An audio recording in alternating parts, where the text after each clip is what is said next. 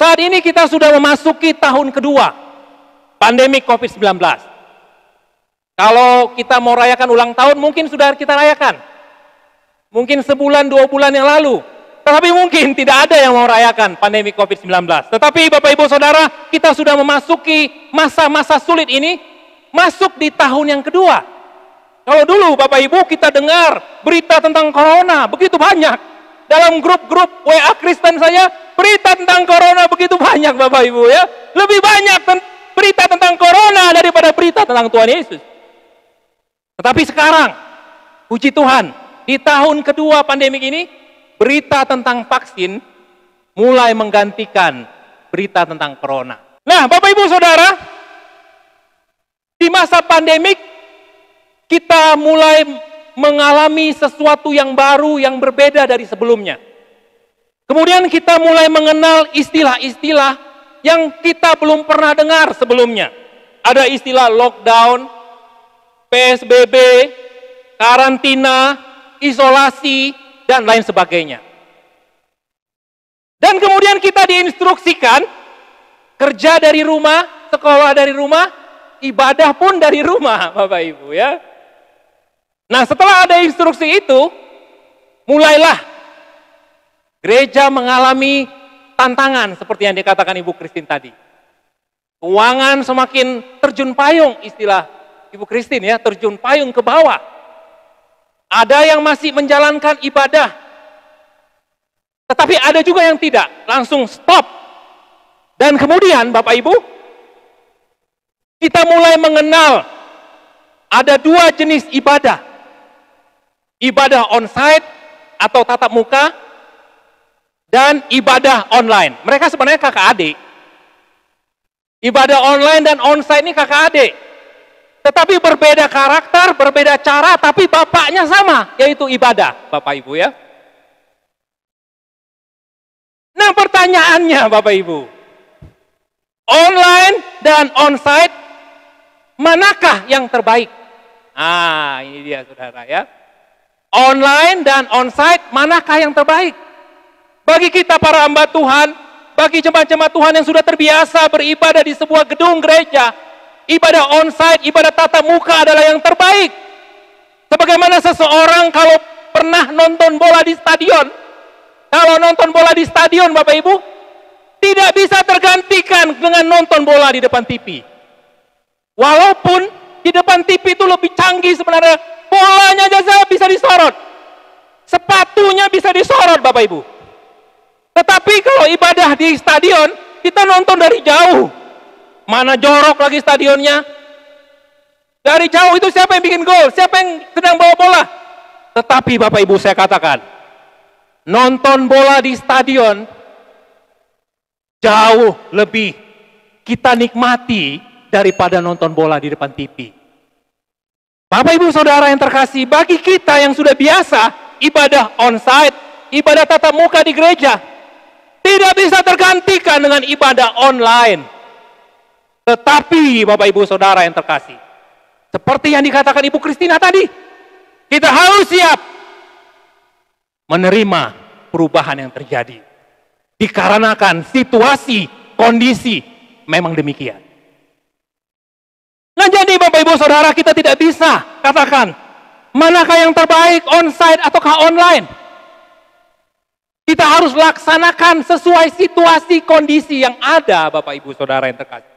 Karena itu Bapak Ibu Saudara, saya mau katakan, hanya satu kalimat saya katakan.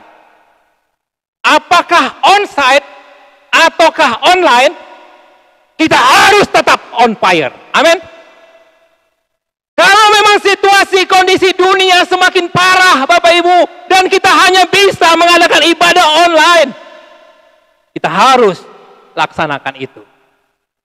Namun Bapak Ibu Saudara yang terkasih, apa yang ingin saya tekankan pada siang hari ini, bukan tentang teknis ibadahnya. Karena kalau berbicara teknis ibadah, mungkin kita harus berguru kepada Pak Adam Sius. Selain manusia pertama, juga hamba Tuhan paling senior di Pulau Bintan ini. Betul Bapak Ibu. Tetapi pada siang hari ini saya ingin kita menemukan esensi dari ibadah itu. Bukan berarti saya lebih hebat dari Bapak Ibu. Tidak. Dan yang satu hal yang perlu kita tahu Bapak Ibu Saudara. Kita harus saling mengingatkan. Amin. Harus saling menasehati. Mungkin ini adalah kesempatan Tuhan kepada saya pada saat ini. Untuk mengingatkan, bukan mengajar. Untuk mengingatkan. Nah Bapak Ibu Saudara, saya mau mengajak kita membuka dalam Yohanes 4 ayat 23 sampai 24. Ini adalah kutipan atau sebagian dari percakapan Tuhan Yesus dengan perempuan Samaria. Dan dari percakapan Tuhan Yesus dengan perempuan Samaria, kita akan melihat 3 dimensi ibadah yang benar, Bapak Ibu Saudara. Sehingga apabila kita menjalankan ibadah on-site dan online sekalipun, kita tetap dapat on fire. Ibadah on-site, ada juga yang tertidur Bapak Ibu. Tertidur di gereja. Makanya ada satu bapak ditanya, Pak, di mana yang paling enak tidur? Di gereja nak. Kenapa? Di gereja ada AC nak. Di rumah nggak ada AC. Nah Bapak Ibu Saudara, ibadah onsite sekalipun ada jemaat yang bisa tertidur. Ibadah online, kalau dia laksanakan dengan sungguh-sungguh, dia bisa merasakan hadirat Tuhan. Jadi yang terpenting adalah esensinya, intinya Bapak Ibu Saudara ya. Mari kita lihat Yohanes 4 ayat 23 sampai 24. Kita baca bersama-sama. 1, 2, 3. Tetapi saatnya akan datang dan sudah tiba sekarang, bahwa penyembah-penyembah benar akan menyembah Bapa dalam roh dan kebenaran. Sebab Bapa menghendaki penyembah-penyembah demikian. Allah itu roh, dan barang siapa menyembah dia, harus menyembahnya dalam roh dan kebenaran. Bapak Ibu Saudara yang terkasih, sekali lagi saya katakan, melalui percakapan Tuhan Yesus dengan perempuan Samaria, kita akan menemukan 3 dimensi, 3D, 3D, ibadah yang benar, Bapak Ibu Saudara. Yang pertama, dimensi yang pertama yaitu dimensi ke atas, Bapak Ibu. Ayat 7 sampai 10 saya bacakan. Maka datanglah seorang perempuan Samaria hendak menimba air. Kata Yesus kepadanya, berilah aku minum. Sebab murid-muridnya telah pergi ke kota membeli makanan. Maka kata perempuan Samaria itu kepadanya, masakan engkau seorang Yahudi minta minum kepadaku seorang Samaria? Sebab orang Yahudi tidak bergaul dengan orang Samaria. Jawab Yesus kepadanya, jikalau engkau tahu tentang karunia Allah dan siapakah dia yang berkata kepadamu, berilah aku minum, niscaya engkau telah meminta kepadanya dan ia telah memberikan kepadamu air hidup. Bapak Ibu Saudara, ibadah itu berbicara tentang hubungan pribadi kita dengan Tuhan Yesus. Ke atas. Ini dimensi yang pertama. Bahkan pengertian ibadah dalam bahasa asli baik Ibrani apodah dan Yunani latreia sebenarnya ditujukan untuk menyatakan pekerjaan budak, hamba upahan kepada tuannya. Jadi penyembahan di makna aslinya seperti budak yang datang kepada tuannya, memuja, meminta belas kasihan tuannya. Bapak Ibu Saudara yang terkasih, ibadah yang sesungguhnya adalah kita sebagai hamba kepada Tuhan, yang kita kagumi, yang kita puja, yang kita agungkan. Tetapi seringkali Bapak Ibu, konsep ini dilupakan oleh anak-anak Tuhan. Mereka datang ke gereja, mereka minta, apa manfaat saya datang kepada Tuhan? Apakah Tuhan berkati aku? Sebenarnya tidak Bapak Ibu. Apakah Tuhan berkati kita atau tidak? Yang terpenting kita diberi kesempatan sebagai hamba, sebagai budak kepada Tuhan, kepada majikan kita yaitu Yesus Kristus Tuhan. Bapak Ibu Saudara, pengertian ini adalah kita melayani oknum yang lebih tinggi. Menundukkan diri, melayani, mengabdikan seluruh hidup kita. Roma 12 ayat 1 katakan, karena itu saudara-saudara, demi kemurahan Allah aku menasihatkan kamu, supaya kamu mempersembahkan tubuhmu sebagai persembahan yang hidup, yang kudus, dan yang berkenan kepada Allah. Itu adalah ibadah yang sejati. Bapak Ibu Saudara, hal ini menegaskan bahwa sebagai orang Kristen, kita diwajibkan untuk menyerahkan hidup kita kepada Allah sebagai fokus dari ibadah, Bapak Ibu Saudara. Nah, beberapa hal ini perlu kita tanyakan kepada diri kita masing-masing. Yang pertama, siapakah yang menjadi fokus dalam ibadah kita?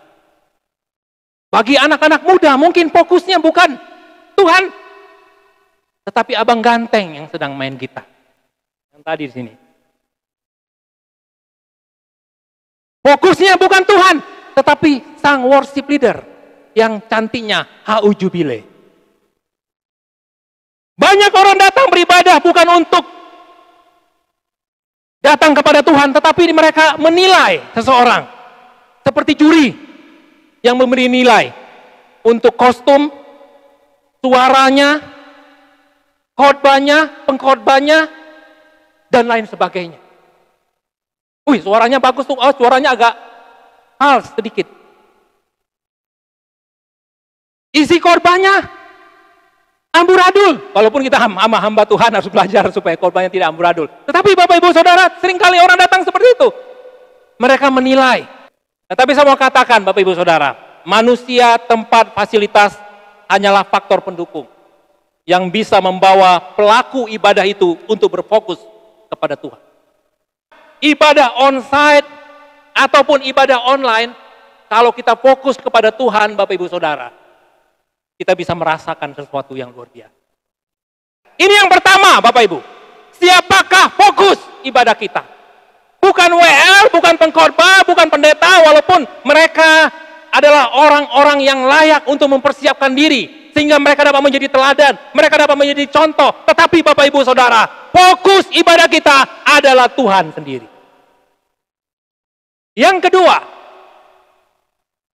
apakah yang menjadi motivasi di dalam kita beribadah, Bapak? Orang Farisi beribadah supaya dipuji orang lain. Wah, mereka beribadah, bahkan mereka berdoa di depan-depan gang. Kalau ada istilah sekarang, anak-anak muda sekarang, ganteng doang, jemput cewek depan gang. Tapi kalau orang Farisi, mereka beribadah di tepi jalan. Supaya apa Bapak Ibu? Supaya mereka dipuji. Para nabi Baal beribadah sebagai sarana transaksi untuk mendapatkan keuntungan dari sang Baal. Makanya mereka yang waktu berperang dengan Elia, mereka ingin mendapatkan sesuatu dari dewanya. Ternyata tidak dapat. Yang lain beribadah untuk mengumpulkan kebaikan sehingga dapat menghapus dosanya. Itulah istilah pahala. Pahala lebih besar dari dosa, Bapak Ibu. Kalau semakin banyak melakukan kebaikan, pahalanya semakin gede, kemungkinan besar masuk surga. Tapi kita tidak demikian. Yang menyebabkan kita masuk surga adalah iman percaya kita kepada Tuhan Yesus. Bapak Ibu Saudara yang terkasih, ibadah yang benar adalah memberi sesuatu dan bukan hanya menuntut untuk hanya menerima saja. Seorang wanita yang minyaki kaki Yesus, Bapak Ibu, dia tidak menuntut sesuatu daripada Yesus untuk dibalas, tetapi dia lakukan dengan tulus dan ikhlas. Bapak Ibu Saudara yang terkasih, apa yang menjadi motivasi kita ada di dalam beribadah? Ada orang Bapak Ibu, mereka beribadah supaya kelihatan ramai di foto-foto dan kemudian untuk menyampaikan kepada sponsor-sponsor. Tetapi saya mau katakan, motivasi yang benar di dalam kita beribadah adalah karena kita percaya bahwa Tuhan sudah menyelamatkan kita. Dan kita bersyukur atas hal itu. Jadi kedua hal ini Bapak Ibu Saudara, siapakah tujuan kita di dalam beribadah? Fokus kita siapa? Dan kemudian motivasi kita apa? Pada saat kita fokus kepada Tuhan dan kita memiliki motivasi yang benar Bapak Ibu Saudara, saya percaya hadirat Tuhan akan kita rasakan. Amin. Ibadah online kah? Ibadah onsite kah? Bapak Ibu, tidak masalah. Kemudian yang kedua, Bapak Ibu Saudara, kita lihat dimensi ke dalam. Kita lihat di ayat 13 dan 14. Jawab Yesus kepadanya, barang siapa minum air ini, ia akan haus lagi. Tetapi barang siapa minum air yang akan kuberikan kepadanya, ia tidak akan haus untuk selama-lamanya. Sebaliknya, air yang akan kuberikan kepadanya akan menjadi mata air di dalam dirinya yang terus-menerus memancar kepada hidup yang kekal. Bapak Ibu, ibadah yang dilakukan dengan benar dan sungguh-sungguh selalu membawa dampak terhadap si penyembah. Perjumpaan antara manusia dengan Tuhan selalu membawa perubahan dalam diri manusia tersebut. Kalau kita melihat di ayat selanjutnya, yaitu ayat 16-19, di sini kita melihat ada perubahan ke arah pertobatan. Ayat 16-18 adalah kehidupan si wanita Samaria sebelum mengalami perjumpaan dengan Yesus. Dia memiliki 5 suami, dan yang hidup bersamanya pada saat dia bertemu dengan Yesus bukan suaminya. Namun setelah dia mengalami perjumpaan pribadi dengan Tuhan, dia mengalami perubahan dan dia menjadi alat Tuhan untuk membawa jiwa-jiwa kepada Tuhan. Bapak, Ibu, Saudara yang terkasih, dalam ibadah harus ada penemuan kebenaran secara pribadi, perjumpaan dengan firman, perjumpaan dengan kasih dan kuasanya. Kita harus berusaha agar firman yang kita dengar menjadi kebenaran di dalam diri kita. Dan pada akhirnya kebenaran yang menjadi bagian dalam hidup kita itu akan mengubahkan hidup kita, membawa dampak dalam kehidupan kita. Kehidupan wanita Samaria diubahkan oleh Tuhan. Perumpamaan 4 macam hati, Bapak Ibu. Di tanah yang gimana, Bapak Ibu? Berbatu-batu, di pinggir jalan, di semak belukar, dan di tanah yang subur. Bapak Ibu Saudara yang terkasih, ibadah itu semacam proses mengolah tanah-tanah yang gersang itu, tanah yang berbatu-batu itu, tanah yang di pinggir jalan itu, tanah yang di semak belukar itu diproses, diolah agar mereka dapat menjadi tanah yang subur. Tidak semua orang langsung jadi tanah subur, Bapak Ibu. Ada kalanya kita menjadi tanah yang gersang, tanah yang kering. Hamba Tuhan sekalipun pernah mengalami hal itu. Nah, karena itu ibadah harus mendatangkan dampak bagi orang yang mengikutinya. Sehingga Bapak Ibu, tanah yang kering, tanah yang gersang itu mengalami pemupukan, mengalami penyiraman, mengalami pengolahan, sehingga dia akan menjadi tanah yang subur. Amin, Bapak Ibu Saudara. Apakah saudara sudah menjadi tanah yang subur?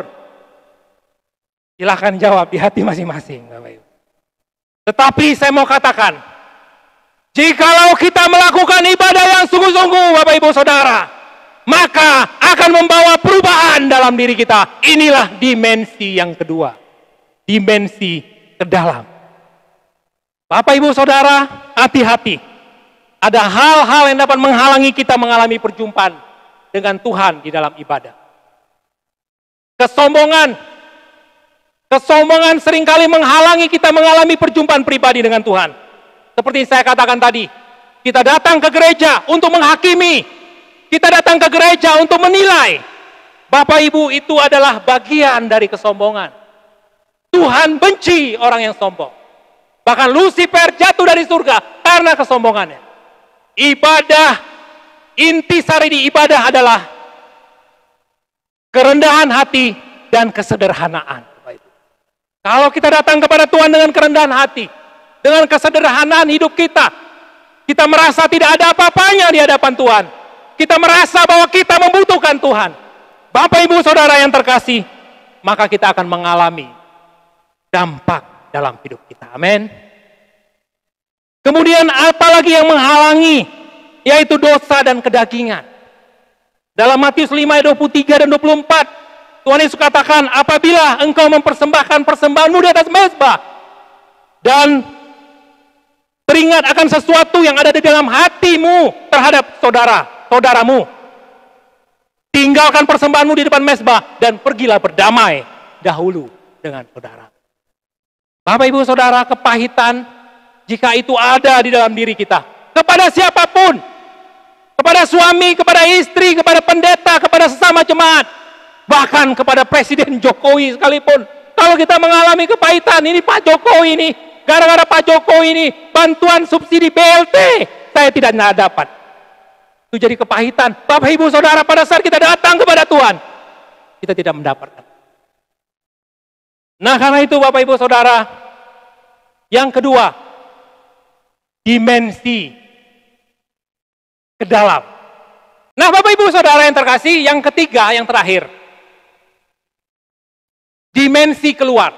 Tadi dimensi ke atas, fokus kita, dan kemudian dimensi ke dalam, dampak yang terjadi pada saat kita ibadah, dan kemudian yang kedua, dimensi keluar, yaitu ibadah kita harus menghasilkan buah yang dirasakan oleh orang yang berada di sekitar kita. Amin. Seperti wanita Samaria ini, Bapak Ibu.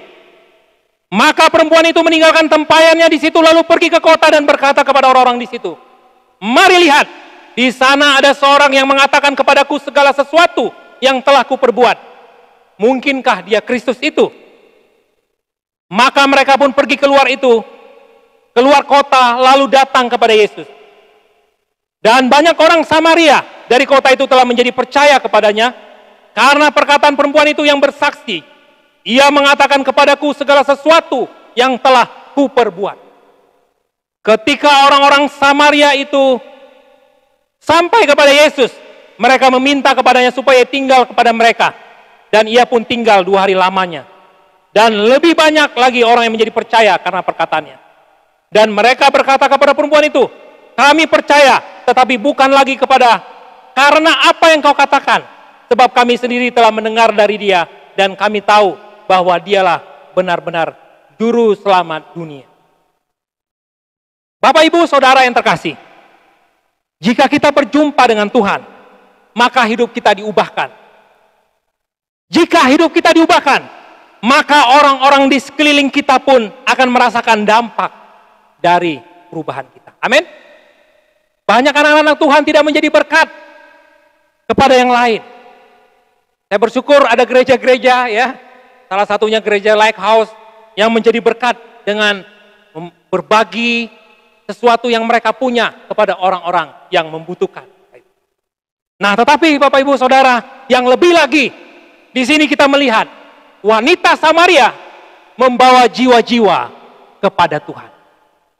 Tujuan ibadah adalah agar Kristus dimuliakan dan banyak orang yang akan dimenangkan. Bapak Ibu Saudara yang terkasih, di masa pandemik ini seperti saya katakan tadi, kita mengenal ibadah online, adik kandung dari ibadah onsite, yang punya bapak yang sama, yaitu ibadah. Bapak Ibu, ini adalah kesempatan untuk kita memberitakan tentang Tuhan kepada lebih banyak orang, Bapak Ibu. Ibadah sekarang tidak terbatas hanya 4 tembok gereja. Kalau hanya 4 tembok gereja, seberapa besarlah gereja kita, Bapak Ibu. Nah, tetapi Bapak Ibu, apabila ibadah online kita laksanakan, lebih banyak yang dapat kita jangkau. Amin. Lebih banyak yang dapat kita jangkau. Karena itu Bapak Ibu, di masa pandemik ini, bukan hanya ibadah onsite yang kita mantapkan. Onsite perlu, karena onsite-nya yang akan disiarkan. Tetapi ibadah online-nya pun perlu kita tata, Bapak Ibu Saudara, agar berita tentang Kristus dapat diperdengarkan kemana saja. Amin. Jika 3 dimensi ini sungguh-sungguh kita laksanakan, yang terutama dimensi ke atas, maka kebangunan rohani seperti yang dialami oleh leluhur kita, pendiri-pendiri GSJA, Bapak Ibu, orang-orang yang mengalami kebangunan rohani pada saat kebangunan rohani terjadi di Azusa Street, dan mereka berkumpul selama 300 orang memuji menyembah Tuhan, nggak ada bahasa apa-apa, muji nyembah Tuhan selama berhari-hari, dan kemudian Tuhan menggerakkan mereka untuk bersepakat, mari kita dirikan gereja Assembly of God, dan kitalah turunan-turunannya. Amin. Sebagai turunan leluhur kita, mari kita belajar untuk mengobarkan api kebangunan rohani, bukan hanya di dalam gereja, tetapi melalui ibadah online. Amin, Bapak Ibu Saudara. Karena kita sudah sampai 3 dimensi di dalam sebuah ibadah. Yang terpenting adalah itu, Sungguh-sungguh kita laksanakan sehingga hadirat Tuhan kita laksanakan. Mari kita tundukkan kepala, Bapak.